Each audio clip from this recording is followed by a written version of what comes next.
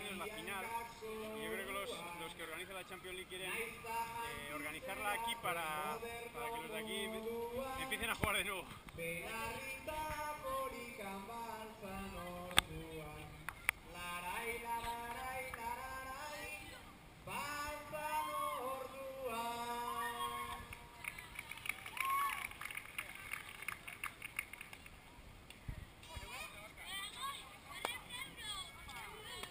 Uy, ¡ah!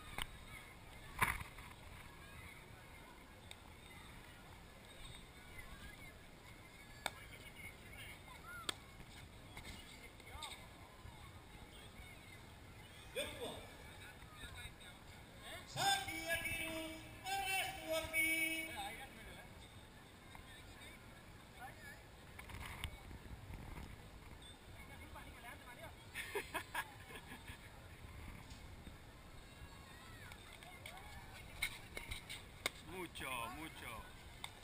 Mira, Berrite.